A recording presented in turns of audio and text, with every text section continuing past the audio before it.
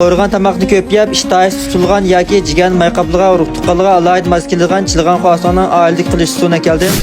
Buning qilish usuli nihoyat oddiy bo'lib, muhimi eng tafsiliy qilib o'tma. Amiz qo'llig'inil bo'lib qolsa, naqsiz yurakdan birini bagaj ko'rsangiz ketdi.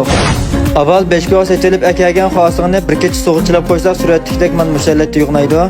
Ondan buni qozondagi suv to'kib, xo'asondan bizlik chiqish uchun turaliq materiallardan 2 tal bajav va 10 tal atrofida xo'jav selib, tovoqni yepib, taxminan 10 minut atrofida qaynatib suzib olgandan keyin sovuq sut bir chayqitib, qo'shimcha materiallardan ko'k qizil laza, samsaq piyozni bo'lsa, suratdagidek mana mushallatda to'g'rilsak bo'ldi.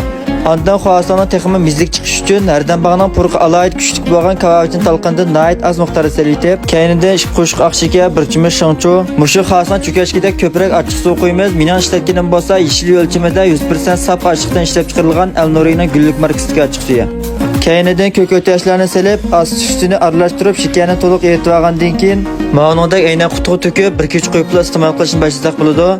Aynan quti yo'qlar filmning ostiga yoki boshpatga seri qarog'iga esib qo'ydim, ba'zi nihoyat muvofiq. Bir kech qo'ygandan keyin mana shunday rangi va ta'mi nihoyat alohida chiqadi. Oila chuqur bir sinab qilishni tavsiya qilaman. Ammo oxirida qo'llash o'qason, aqsiz yurakdan birini besib, piyonlar ayniga gullarni ko'plab yo'llab qo'ysanglar, qo'llinglar rahmat.